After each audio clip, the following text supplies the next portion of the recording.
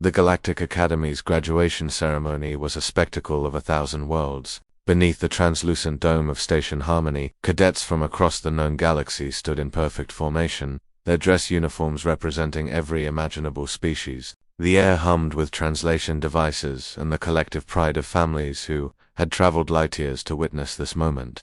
Commander Marcus Webb sat in the family section, his weathered hands resting on his knees. His dress uniform, though decades old, still fit perfectly, a relic from a war most of these young cadets only knew from history files. He watched his children, Layla and Dylan, standing among the graduates with quiet pride swelling in his chest.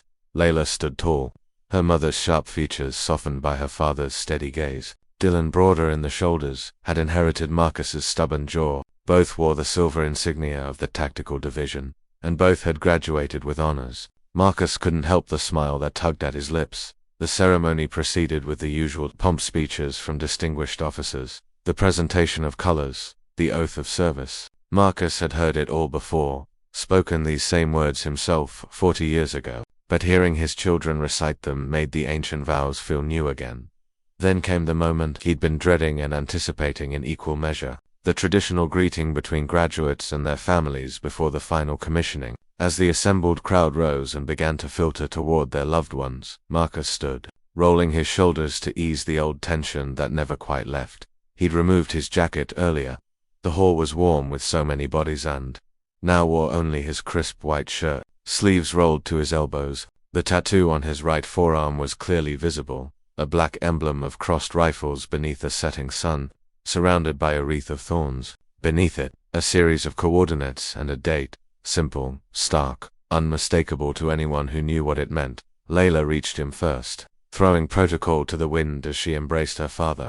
Dylan followed, and for a moment the three of them stood together, a small island of humanity in a sea of alien diversity. "Proud of you both," Marcus said quietly, his voice rough with emotion. "We learned from the best," Dylan replied with a grin, but the reunion was interrupted by a commotion nearby. The crowd parted instinctively as a towering figure approached, an Orc Crevithor of the Shanonic Dominion, his chitinous armor gleaming, for eyes fixed intently on their small group. The Shonek were known as the galaxy's premier warriors, their military tradition spanning millennia. Crevithor himself was a legend, with combat decorations from a dozen campaigns.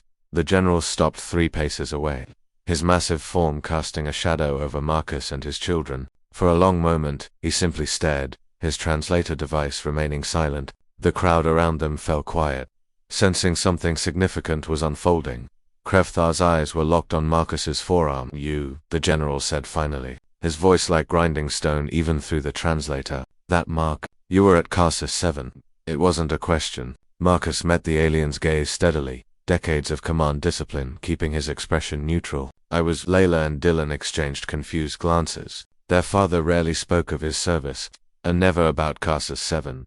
They knew only that something terrible had happened there, something that had ended the border wars and established the peace that had lasted ever since. Crevthor's mandibles clicked in what might have been agitation or respect with the It was often hard to tell. "I was also there. I commanded the Dominion's 3rd Fleet." He paused, and when he spoke again, his voice carried a weight that silenced even the distant conversations. "We thought you were defeated, broken, your ships were destroyed, your orbital stations burning. We prepared for ground invasion."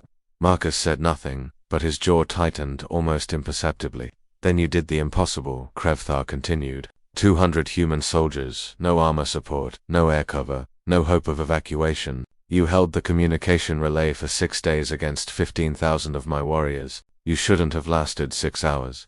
The crowd around them had grown larger now. Other graduates and families drawn by the presence of the legendary general and the intensity of the moment. "I lost more soldiers in those 6 days than in the previous 6 months of the war," Crevthor said. "And when the relief fleet finally arrived and we withdrew, I demanded to know what manner of creatures could fight with such ... ferocity, such absolute refusal to yield." He took a step closer, and Marcus instinctively positioned himself slightly in front of his children, an old soldier's reflex that didn't go unnoticed. "The survivors of Carsus 7 mark themselves." Crevthor gestured to the tattoo. "Those coordinates, that date, a memorial to the 147 who didn't leave that planet. I studied your species after that battle, human. I learned that this is what you do. You hold impossible lines. You refuse sensible surrenders. You fight beyond reason or logic. The general's posture shifted, his forearms moving in a gesture that Marcus recognized from cultural training, a shamanic salute of profound respect, usually reserved for their own war dead.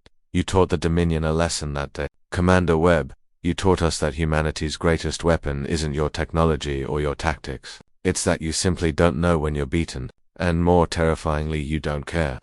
Krevithar turned to Layla and Dylan, his massive head tilting as he regarded them. Your father is why the Shonic Dominion voted for peace. Not because we couldn't defeat humanity in the end, we probably could have, but because the cost would have been, here searched for the word, unthinkable, a species that fights like cornered predators even when they're winning. That's not an enemy you fight unless you have no choice.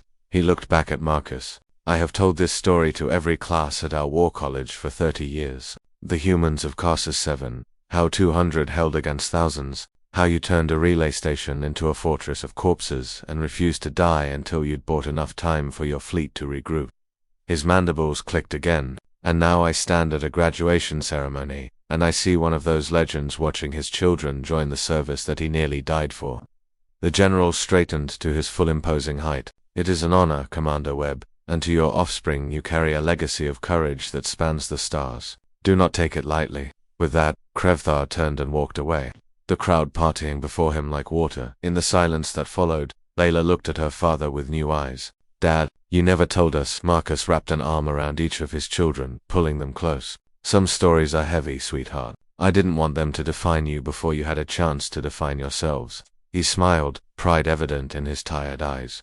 But now you're officers. Now you'll write your own stories. Just ...